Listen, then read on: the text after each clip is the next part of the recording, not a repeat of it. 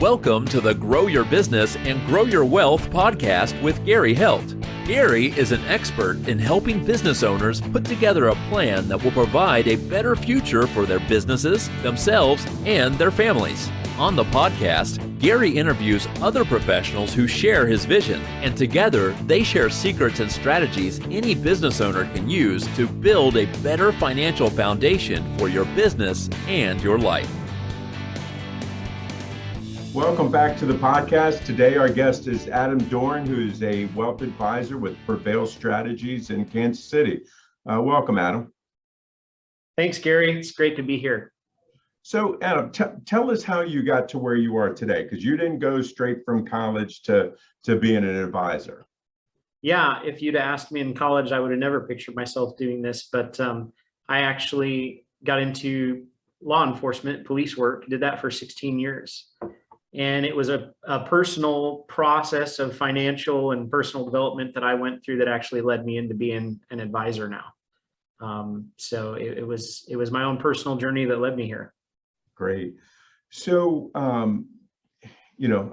obviously, because you started in a different field and then got into this, what is it about, wealth management and advising clients that makes Adam get up every morning and is excited? Yeah, it's similar to what drove me to want to be a police officer. Is I really enjoy doing purposeful work, having, feeling like I made a difference for somebody each day. And so I satisfied that when I was in law enforcement. But what happened was in law enforcement, I got into it when I was younger, and I loved the excitement and the variety of the work. As I got older, got married, had a kid, priorities changed. And it was more important to have more control over my schedule. And also, when you're young and fresh out of college, you're not really concerned usually about building wealth. But that started to become on my radar because I wanted to take those family trips and have more time off and have money to do things with that time off. And so that kind of led me on the financial journey that,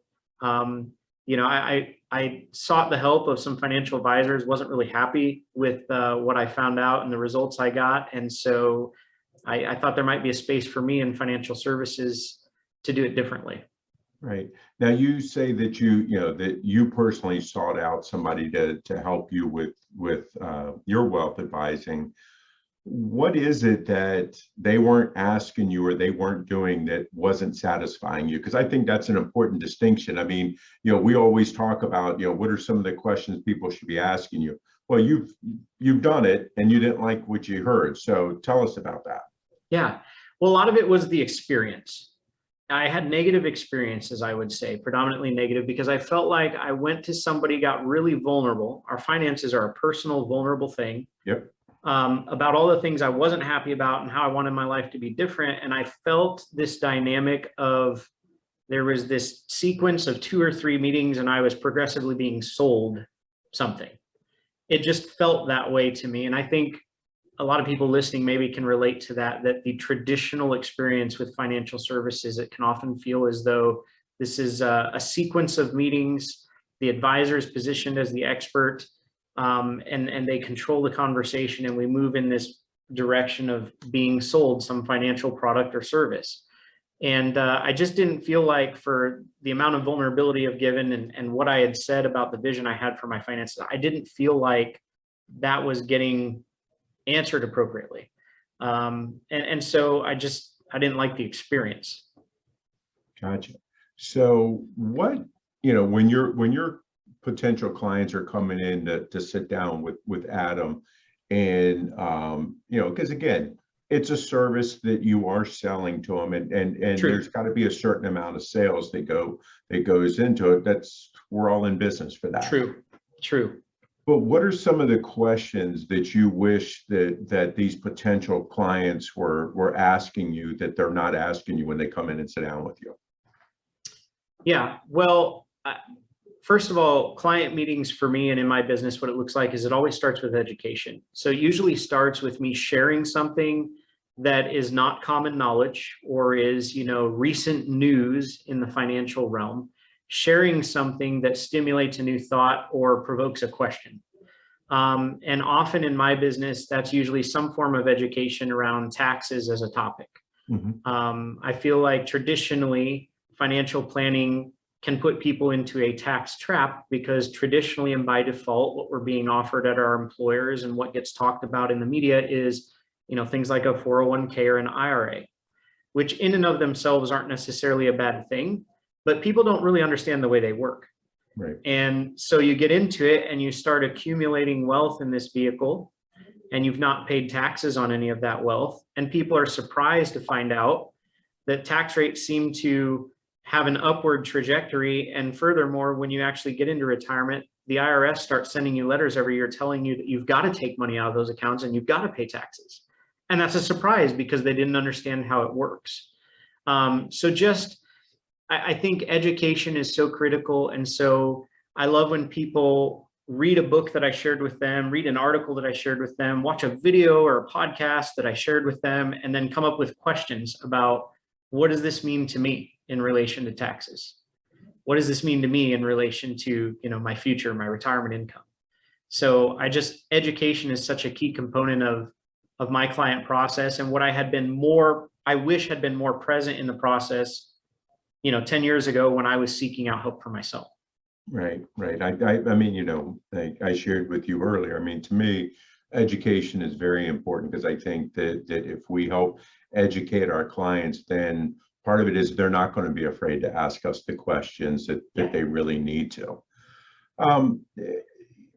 In going through this, what, besides, the tax implications of putting money into a 401k or IRA, what are some of the common mistakes that you're seeing clients make before they come and sit down with you? I think one of the common things, particularly as it relates to maybe investments, is this idea of chasing returns. And I think a lot of advisors are guilty of, the way they create new business is selling somebody the idea of returns, an average rate of return or expected rate of return. And earning good returns is something everybody wants. I think we all want that. It's only one piece of a pretty complex puzzle or equation. There's more to it than the average rate of return in your portfolio. But chasing returns is definitely something I see that's very common. And you can do that and neglect other areas or other pieces of the financial puzzle that are so important. Like, what about having just a backstop? What about the foundation of having a backstop if you can't go to work tomorrow because you're too sick or hurt to go to work? Income replacement. That's a key blind spot I think a lot of folks miss. Another blind spot a lot of folks miss, I think, again, goes back to what I said, and I don't want to rehash it too much, but the tax considerations of what you're doing today. It's great if you can earn double-digit returns, but when you go to use that money and you distribute it to yourself, what's it look like? Because the returns at that point aren't as relevant as maximizing the use of what's there. Yeah, I think that's something that's important for people to look at. And I think the bigger thing that I always try to talk to my clients about is what their risk tolerance is. Yeah. Because I think that's important to know. It's like, if you want to yield these high returns, you got to be prepared to take a lot of risk. And there are ways to manage that. And that's where, coming and talking with someone like yourself is important. What are some of the fears that your clients are having right now as you meet with them? Tax rates going up in the future is one of the predominant ones.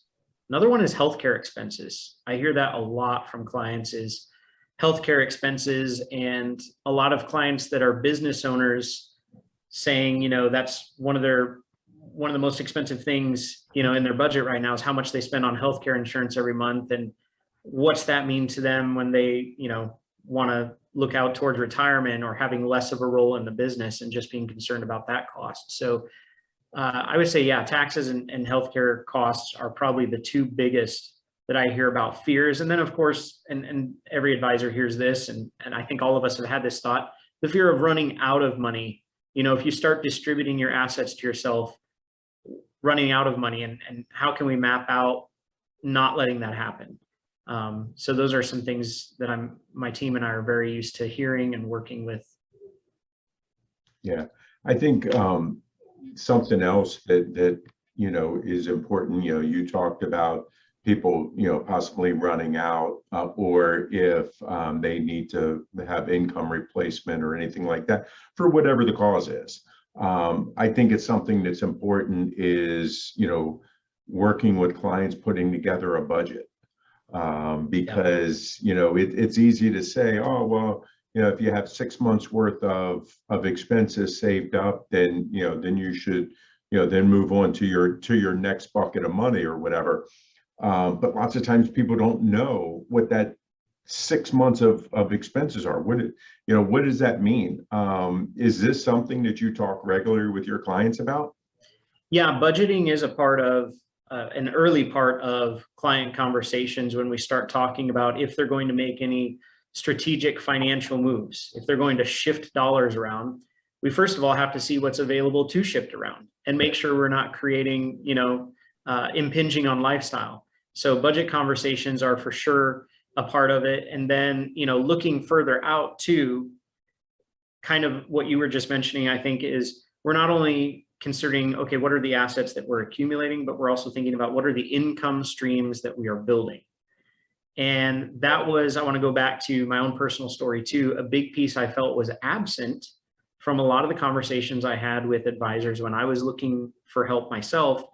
There was a lot of push to, save and invest and build some sort of a nest egg.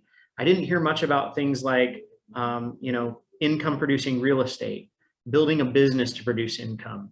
And those are things that I think are a critical piece of, long-term sustainable wealth, is having assets that create income for you.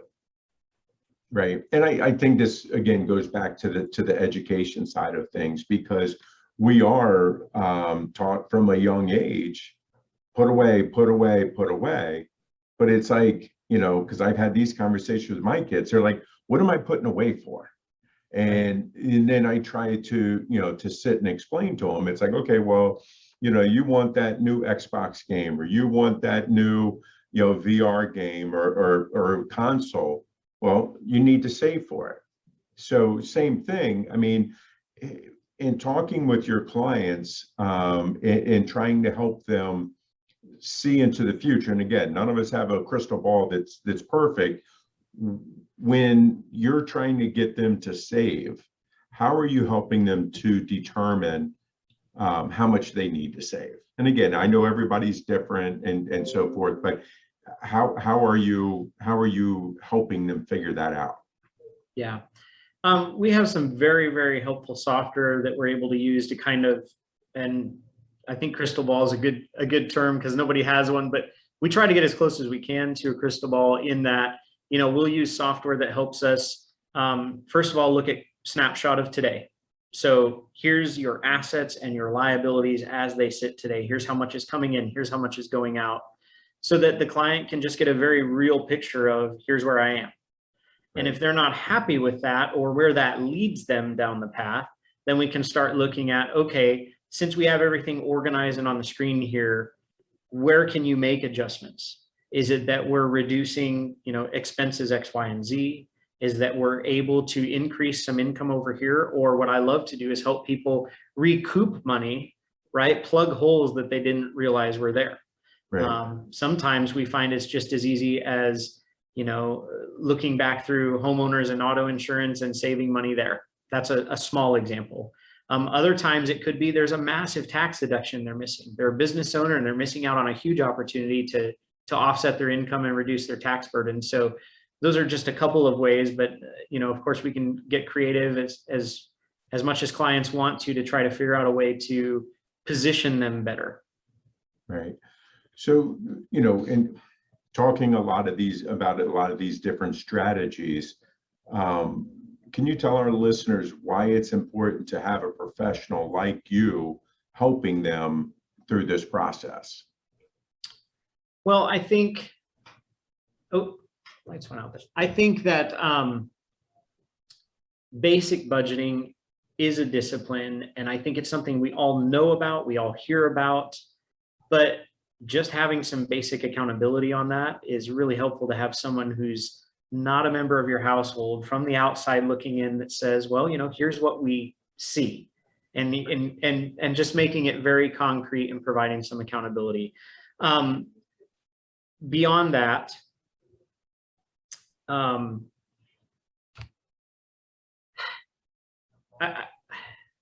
lost my train of thought there. I mean, I think one of the directions that you're going also is that, if you have a plan and I always tell clients, it's like, look, this is your financial checkup. I mean, you go to the doctors once a year for a physical, hopefully, if not more often. So at least once a year, you should be getting with your financial advisor to go through and double check everything to make sure that you're still heading down that path that you guys talked about and put together. Yeah, that goes back to, again, accountability, and just having somebody that's reminding you, at least on a yearly basis, like you mentioned, that, hey, your finances are dynamic, things are changing. Let's check in. Let's see how things are tracking with the original plan and the original intention you set. Oh, and by the way, plans and intentions change as well. I guess the other thing I would say, going back to your question of why should somebody make use of an advisor, maybe not everybody chooses to do that, and that's fine. I think the value in having an advisor in this space, just as any other space, is it's a good idea to have a financial board of directors, because there's different areas of knowledge that are pretty much a full-time job to keep up on. Investments is one, insurance and protection, income replacement, things like that's another body of knowledge and expertise. Estate planning, another body of knowledge and expertise.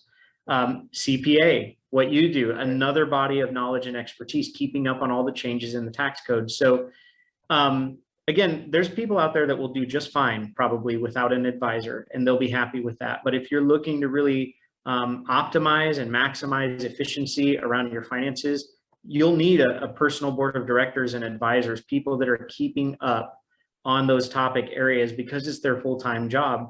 We all have something we do full-time, and it requires our full-time and attention, and your finances are no different. Yeah, and my clients, they always hear me talk about their financial team, and that's what you just talked about. Yeah. The financial team. And I think that it does. It takes a team of people to make sure that everything happens. And I find one of the biggest mistakes that the clients might make is that they don't have their team talking to each other. And I think that that's something that's really important, because, you as the wealth management advisor, if you go to make a change in something, change allocations, or the client has a capital gain, so forth, and I don't know about it, then I can't help plan their taxes. And if they have a loss carry forward and you don't know about it, you may sit on something, and if that communication isn't going on, and then, oh, by the way, we got to wrap in the estate planner, because there's some changes that just happened. So those are things where we always talk about the financial team needs to talk. And I think you're 100% correct in that, we all need to have our full-time jobs that we're the experts in. And I think that that's something that's really important. So tell us, Adam, with, I was going to say that we were, have gone through COVID and we're coming out of it, but it doesn't seem to be. It seems like we're being pulled back into it. What are some of the big challenges that you have faced, kind of the past year and a half of what we've gone through? Yeah, there's one primary challenge that comes to mind within my business, and that was my business primarily was done locally and face-to-face prior to March of 2020.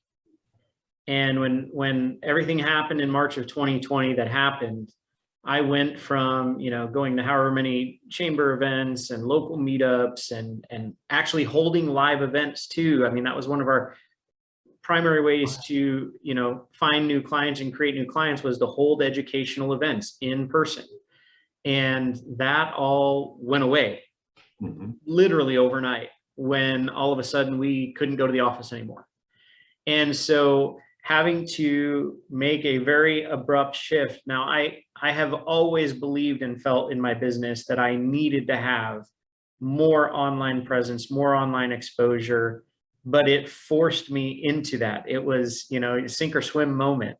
Right. And so I'm very proud, not only individually of myself, but of our team here at Prevail, that when that happened, we put together a plan and pretty quickly started creating webinars online, YouTube videos with educational content, being guests on podcasts, and doing all this online stuff that actually did help us to expand our reach and connect with new people, and helped us to, after a 30 to 45 day slump, really ramp the business back up to where we had been, only now instead of doing it all in person, we were doing it all virtually. I'm very proud of that. And that certainly was probably the biggest challenge that I've seen in the last, 18 plus months as we've gone through this. It has been a delight to return back to some in-person events. It's great to see clients face to face now, because we have been doing some of that. But I'm very thankful that, our business and our team was able to survive that time. And I really feel like not only that, but we got good at doing the online piece. And things like what you and I are doing right now, this conversation on podcasts, are becoming more commonplace in our business. And I think it's here to stay. Yeah, I would agree with that. What do you see in the next, 3-6 months that is going to be the challenge in your industry?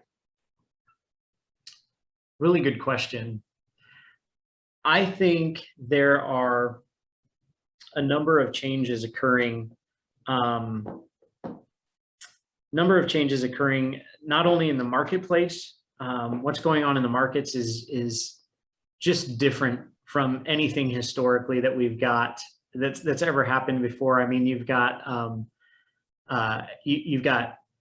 bonds are not safe. Stocks don't feel safe. Right. There's just not a lot that feels safe. There's things happening in the market that defy reason and logic. You have companies with negative earnings that are just shooting up in value because they're being actively traded. So I think the markets is one area where there's a lot of uncertainty. I don't have the answer for what our industry is going to do about it, how advisors are going to approach it, but I can tell you that's an area of concern, and it's a challenge. So trading the markets is one.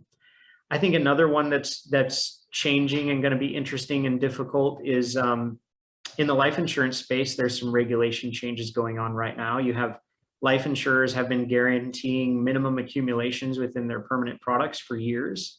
And the updates to that legislation is going to lower those required guarantees, because life insurers have been earning less on their portfolios than what they've been promising people in dividends. So that's a challenge that's coming. And for somebody who works in that space, not sure how those insurers are going to handle that or change their products to adapt. And then I think what we were just talking about, this whole thing of our business is going to be increasingly more online. And so how do you do that and not lose the value of personal touch? Right. I think that's going to be a challenge as well.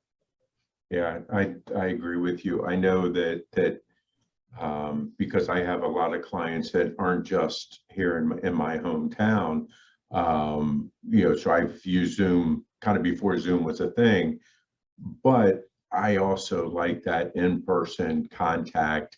And I just think that there's something, especially the first time meeting somebody, shaking their hand, looking them in the eye, and welcoming them, into your office or into your space, and not being able to do that does feel kind of different. And I think that's, everybody talks about, going back to what was normal. And it's like, I don't think that's ever going to happen. I think there's always going to be, this difference that we're going to have. So, Adam, we've talked about a lot of different things. What have I not asked you at this point that you wish I did? I would say, ask me how we are different at Prevail from most traditional financial firms. Okay, tell us. So I think where traditional financial planning has fallen short is that I think it takes control out of clients' hands. And we really work hard at Prevail to give back control. A lot of that comes in the form of education, like you and I have been talking about, where the client doesn't come into a room and feel like the advisor is the expert and talking down to them and has all this knowledge they don't have, but rather we're freely and openly sharing knowledge and truly wanting to disrupt our industry, because we think our industry is ignoring a couple important points. One, tax planning as a regular part of the conversation with clients. Yep. Because we just feel like by default, most Americans are set up for a tax trap. I talked about that earlier. Second, the client experience, which I talked about as well, is that wanting clients to be in control of that experience, be in control of the learning process as they go through our client meetings, and it being a collaborative decision-making process about what they want to do with their finances and what strategies they want to implement. And then finally, engaging in alternative asset classes that the rest of the industry has been very slow to adopt. We strongly encourage clients to have a diverse asset mix where they're involving alternative assets, particularly owning business and owning real estate. We think those two things are often missing from traditional financial advising conversations. And if you talk to anybody who's accumulated real wealth, they all own a business in some way, shape, or form, and they all own income producing real estate. And we just feel like it's a big part of the equation. So I think that's what makes us different and unique.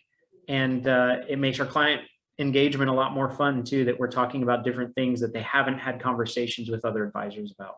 Right. That's great. That's great.